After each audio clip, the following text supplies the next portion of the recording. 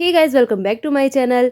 हर हर महादेव आप सभी को। सो गाइस आप सभी सोच रहे होंगे कि हम सब यहाँ पर क्या कर रहे हैं रोड पे खड़े होकर, और ये बस क्यों आई। तो मैं आपको बताने वाली हूँ ये बस क्यों आई और हम यहाँ क्यों खड़े हैं। यहाँ पर सारे बच्चे क्यों बस के अंदर जा रहे हैं। यहाँ पर हमारा हिस्ट्री का टूर जा रहा था क्योंकि हमारे पास है हिस्ट्री और हमें मॉन्यूमेंट्स के बारे में समझना बहुत ज़्यादा ज़रूरी था।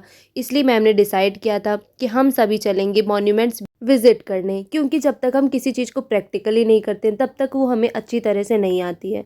हम बुक्स में कितना भी पढ़ लें, कितना भी रीड कर लें, लेकिन जब तक वो चीज़ें समझ नहीं आती, जब तक हम उसे प्रैक्टिकली ना करें। तो इसलिए हम सभी ने डिसाइड किया था कि हम सब चलेंगे मॉन्यूमेंट्स विज़िट करने।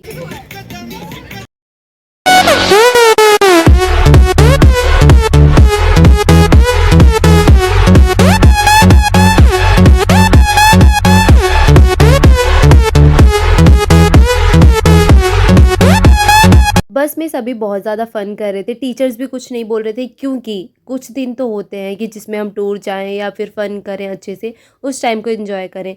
टीचर्स भी बच्चों के साथ एंजॉय कर रहे थे और बहुत अच्छा लग रहा था। सभी साथ में जा रहे थे और क्योंकि हमारा ये लास्ट सेमेस्टर है, इसके बाद हम शायद नहीं मिले। सबके साथ मिलना पॉसिबल नहीं हो पाता है, बस बोलने को रह जाता है कि मिलेंगे।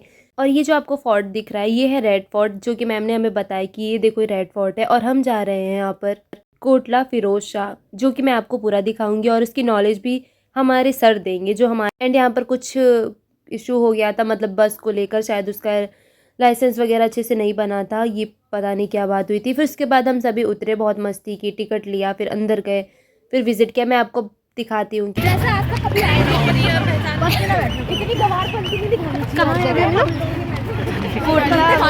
ने, है ना ऐसा कुछ। अभी यहाँ पर नाम लिखा होगा, हाँ देखिए। सो गाइस हमारे कोटला दिखाना चाहिए ना स्टार्टिंग। प्लीज का नाम शिल्पी, वंशिका, उबर। आज हम साथ में बहुत सारे मजे करेंगे और बहुत सारी बातें बताएंगे आपको, तो चलते हैं।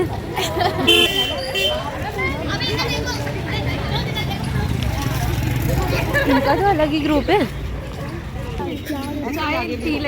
एंट्री के पास है।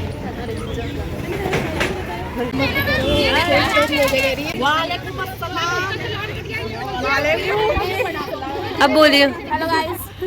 सो गाइस हम आए हैं कोटला और हम इनके साथ करने जा रहे हैं मस्ती। मुस्लिम है ऐसे ऐसे कर रही है ना। वो पीछे कहीं चाहिए। ये मेरी बाजी, क्या बोलते हैं, अप्पी बोलते हैं। ये मेरी बाजी है, मैं इनकी बाजी हूँ। बाजी, आज हम बाजी लगाएंगे। शगुन कहाँ भाग गई, शर्मा गई शगुन। एंड ये जो आपको ब्लू शर्ट में सर दिख रहे हैं, ये हमें सारी नॉलेज देंगे कोटला फिरोज शाह के बारे में, कि कैसे बना, किसने बनवाया, और इन्हें सब चीज़ की बहुत अच्छे से नॉलेज है। तो सुनिए आप क्या क्या ये बताते हैं। तो अफीफ जो है वो अफीफ उस जमाने का ही आदमी है जिस जमाने में फिरोज शाह तुगलक था, ठीक है जी।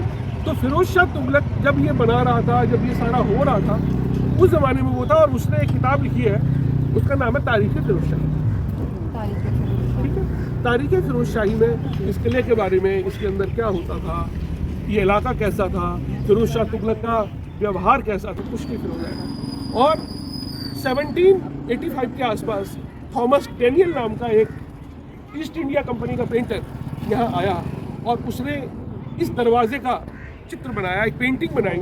ये पेंटिंग आपके साथ है।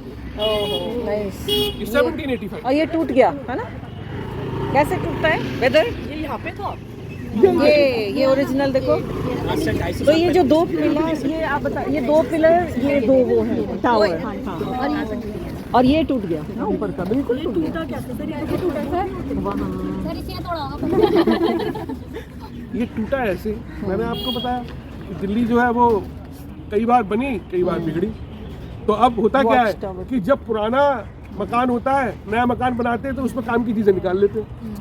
तो इसी तरीके से ऐसा हुआ, जब शाहजहां ने शाहजहानाबाद बसाया तो बहुत सारे पत्थर ये सारी चीजें यहाँ से लेकर के उधर चले। ये अगर आप उधर से जाकर के देखेंगे, चढ़ करके, तो आप यूं इस तरह से देखेंगे ना, तो जो नीचे वाला है ये सिर्फ यहाँ तक का दिखाएगा, नजदीक का। ऊपर वाला है वो दूर तक का दिखाएगा, ऐसे स्लांटिंग है ना। हाँ, ये कोई पानी निकालने का कोई वो नहीं है कि मोरी या। बहुत सारी चीज़ें जानने के बाद फिर हम अंदर गए। यहाँ पर चीज़ें जानने से अच्छा हमें यहाँ की चीज़ों को देखने में मज़ा आ रहा था और सभी चाह रहे थे कि सर अपनी बातें ख़त्म करें और अंदर जाकर सभी लोग सारी चीज़ों को देखें, फ़ोटोज़ लें, सबका यही मेन वो था मोटिव।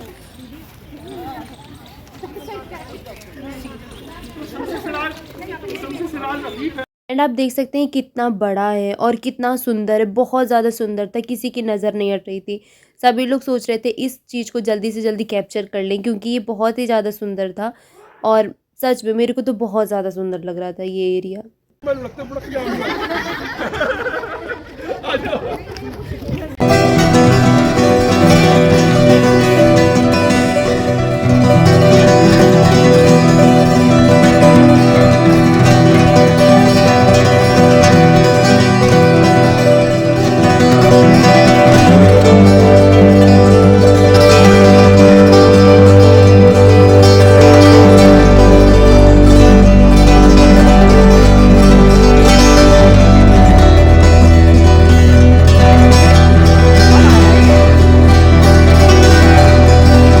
और यहाँ जब हम अंदर गए आप देख सकते हैं कि यहाँ पर जेल की तरह बना हुआ है। यहाँ पर कहा जाता है कि जिंद रहते हैं यहाँ पर। इसके पीछे भी स्टोरी बताई हमें टीचर्स ने, आप सुनिए। उसमें होता क्या है कि लोग बड़े कम हुआ करते थे, तो मैन पावर ये सिक्योरिटी के लिए एक बात फैला होगी। ठीक है, सेम चीज़ आपको आम के बगानों में कहा जाएगा कि जहाँ आम के बगान है वहाँ भूत होते हैं। रीज़न सिर्फ ये है कि उसकी सिक्योरिटी बनी रहे, उनके चक्कर में कोई आए। ऐसा ही अगर आपने भानगढ़ सुना होगा, हॉन्टेड है, कुछ नहीं मजा सुना, ठीक है, कुछ भी नहीं, सिर्फ ये लोकल जो लोग होते हैं या जो वहाँ पर एम्प्लॉय हैं, क्योंकि मैन पावर इतनी होती नहीं है, एक आदमी इस पूरे किला को रात में देखता है। गेट के आसपास आलमगीर सेकंड नाम का एक बादशाह दिल्ली के तख्त पर बैठा, तो उसको कहा गया कि एक बहुत बड़े सूफी फकीर आए हैं और आप उनसे मिलने के लिए चलिए। कहा कि भाई कहाँ पे ठहरे हैं वो, उन्होंने कहा फिरोज शाह कोटला। तो कहता है ठीक है, मेरे लश्कर को तैयार करो, फिरोज शाह कोटला चलते। कहा गया कि तुम सूफी के पास लश्कर लेके जाओगे, बेअदबी करोगे, तो कैसे जाए? अकेले जाओ। तो ठीक है भाई, अकेले जाएंगे। वो अकेले वो अंदर आया, इसी के अंदर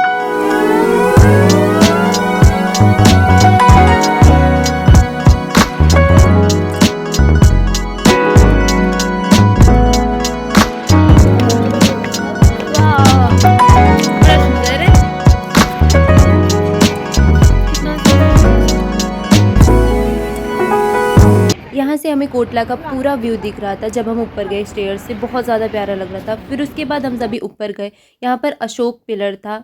अशोक पिलर बहुत ही ज़्यादा लंबा था। इसकी भी स्टोरी सर बहुत अच्छे से सुना रहे थे, वो पूरी नॉलेज देंगे, आप सुनिए। कोई इसको नहीं ला सकता। आने वाले वक्त में एक फिरोज शाह तुगलक नाम का एक सुल्तान होगा, वही उसको लेकर के आ सकेगा। हुजूर इस पे ये लिखा हुआ, बहुत खुश हुआ उसने जो है।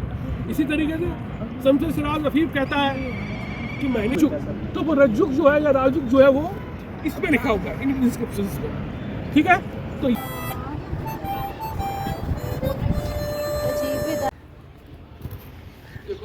यहाँ पर सर सिंगिंग कर रहे थे इसलिए मैंने इसको बंद कर दिया क्योंकि कॉपीराइट क्लेम आ जाएगा इसलिए। इसमें पर्शियन में उन्होंने बहुत सारी चीज़ें लिखी है। मैं आपको पर्शियन में बिना उसके तरन्नुम के सुनाता हूँ कि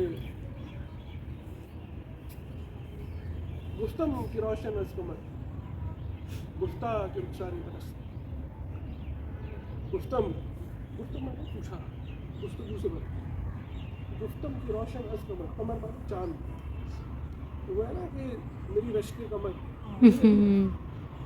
तो रश्क कमर का मतलब ये है कि ऐ चांद की जलन, चांद भी उससे जलता है क्योंकि खूबसूरत है। इसका मतलब ये है, इसका मतलब ये नहीं है कि तूने रस पिया और तेरी कमर पर रस टपक गया। ठीक है ये, हाँ नहीं फिरदौस का नहीं है वो, इनका नहीं है, वो दूसरे शायर का है, लेकिन वो लाल किले में लिखा हुआ। तो वो एकदम की रोशन रस कमर। मैंने पूछा कि चांद से भी ज़्यादा रोशन क्या है? तो उसने जवाब दिया कि रुखसारे मनस्त। उसने कहा कि मेरा चेहरा। उसने कहा कि मुझसे जुदाई का दर्द, गुफ्तम इलाज ज़िंदगी। मैंने पूछा कि ज़िंदगी का इलाज क्या है? गुफ्ता की दीदारी मनस्त। उसने कहा कि मेरा दीदा।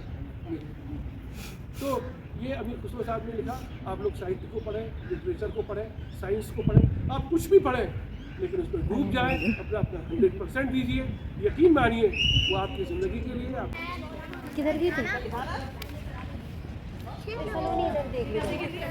Hello, this is Feroz Shah Kotla. We are the history scholars. पर हिस्ट्री आती नहीं हमें। Hey guys, we are in Feroz Shah Kotla in Firozabad. और अब हम जा रहे हैं तुगलकाबाद. तुगलकाबाद। तो हम भाग भाग कर थक गए, भागने की हमने नहीं बनाई। ऐसे नॉर्मली चलो. चलो भागो। कहाँ गई? मैं बोलेंगी ज़्यादा से ज़्यादा हम ही लोग पागल हो गए। यार मस्ती, हाँ मस्ती लास्ट में ठीक है. 2 महीने तो बच्चे भी हैं वैसे। पहले सर की बात सुननी. और क्या। डांट नहीं बोला भाई, तुम बात गलती सुन रहे हो. यहाँ पर हम सभी कोटला फिरोज शाह से वापस बस में आ गए और सभी ने अपना लंच किया साथ में मिलजुल कर। जो भी ले आया था सब ने एक दूसरे से शेयर किया, हम फ्रेंड्स ने भी सब एक दूसरे से शेयर किया। उसके बाद हम जा रहे हैं तुगलकाबाद। तुगलकाबाद का मैं आपको नेक्स्ट व्लॉग दूंगी। उसके बाद भी हम जाएंगे कुतुब मीनार, उसका भी मैं आपको नेक्स्ट व्लॉग दूंगी। धूप बहुत ही गर्मी लगने लगी थी, लेकिन टूर में ये सब चीज़ें कुछ नहीं पता चलती, ना धूप का पता चलता है ना गर्मी का पता चलता है। बस हमने अनन्या तो दिखती ही नहीं उधर है। मैं भी छोले लाई. मैं भी आलू के पराठे लाई।